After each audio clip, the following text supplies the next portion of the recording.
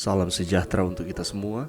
Pelajaran Sekolah Sahabat dengan tema utama mengelola bagi sang guru sampai dia datang. Pelajaran ke-9, hati-hati dengan ketamakan. Selasa, 28 Februari. Hati Yudas.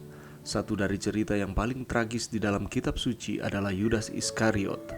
Orang ini memiliki kesempatan yang hanya 11 orang lain dalam sejarah dunia pernah miliki. Bersama-sama dengan Yesus dan belajar kebenaran-kebenaran kekal secara langsung dari guru itu sendiri.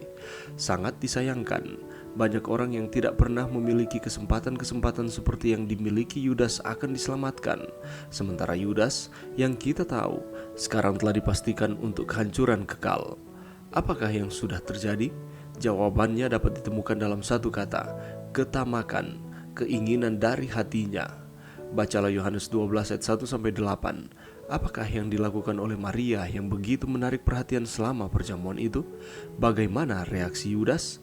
Mengapa? Apakah respons Yesus? Teguran yang lembut dari Yesus untuk ucapan Yudas yang tamak membawanya keluar dari pesta itu dan langsung pergi ke istana imam besar di mana musuh-musuh Yesus berkumpul. Dia menawarkan untuk mengkhianati Yesus ke dalam tangan mereka dengan sejumlah uang yang lebih kecil dari pemberian Maria. Apakah yang terjadi dengan Yudas? Memiliki begitu banyak kesempatan, begitu banyak keistimewaan, mengapa dia melakukan sesuatu yang begitu jahat? Menurut Ellen White, Yudas mengasihi guru besar itu dan ingin bersama-sama dengan dia. Ia merasakan satu kerinduan untuk diubahkan dalam tabiat dan kehidupan, dan ia mengharapkan untuk mengalami hal ini dengan jalan menghubungkan dirinya dengan Yesus. Juru Selamat tidak menolak Yudas. Ia memberi dia satu tempat di antara ke-12 murid. Ia mempercayai dia untuk melakukan pekerjaan seorang evangelis. Ia mengaruniainya kuasa untuk menyembuhkan yang sakit dan mengusir setan. Tetapi Yudas tidak sampai menyerahkan dirinya sepenuhnya kepada Kristus. Alfa dan Omega jilid 6 halaman 359. Pada akhirnya, kita semua memiliki cacat tabiat yang, jika kita berserah, dapat diatasi melalui kuasa Allah yang bekerja di dalam diri kita. Tetapi Yudas tidak sepenuhnya berserah kepada Kristus, dan dosa ketamakan yang dapat ia kalahkan dalam kuasa Kristus mengalahkan dia sebagai gantinya dengan hasil yang tragis. Siapakah di antara kita yang tidak berjuang dengan ketamakan di atas satu atau lain hal?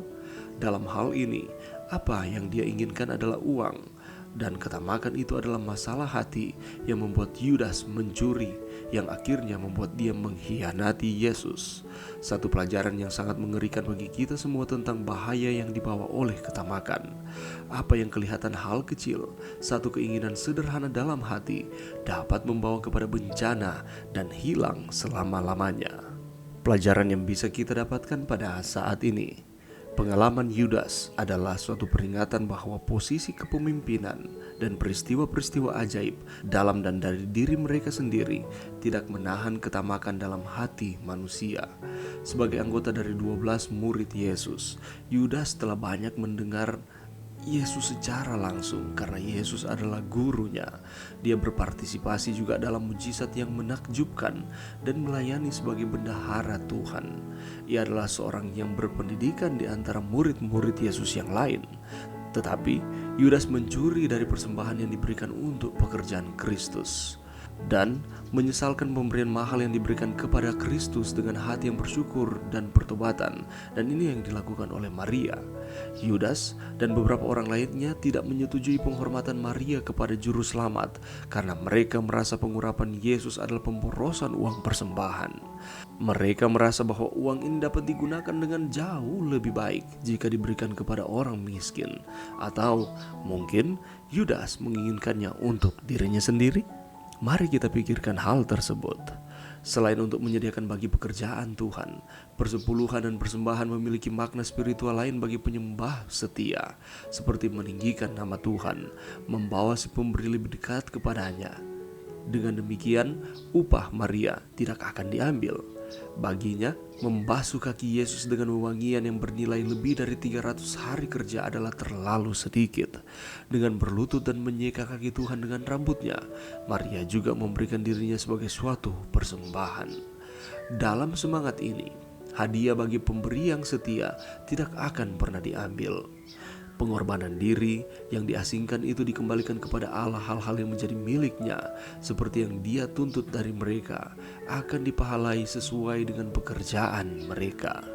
Sekalipun cara-cara yang disucikan itu disalahgunakan sehingga tidak mencapai tujuan yang dicita-citakan si pemberi, yaitu kemuliaan Allah dan keselamatan jiwa. Mereka yang mempersembahkan korban dalam keikhlasan jiwa dengan satu pandangan mata untuk kemuliaan Allah tidak akan kehilangan upah mereka. Testimonies for the Church Jilid 2 halaman 519. Sama seperti dengan Yudas, pada akhirnya kita semua memiliki cacat tabiat yang jika kita berserah dapat diatasi melalui kuasa Allah yang bekerja di dalam diri kita. Tetapi sayangnya Yudas tidak sepenuhnya berserah kepada Kristus, dan dosa ketamakan yang dapat ia kalahkan dalam kuasa Kristus mengalahkan dia sebagai gantinya, dan kita tahu bersama hasilnya adalah tragis.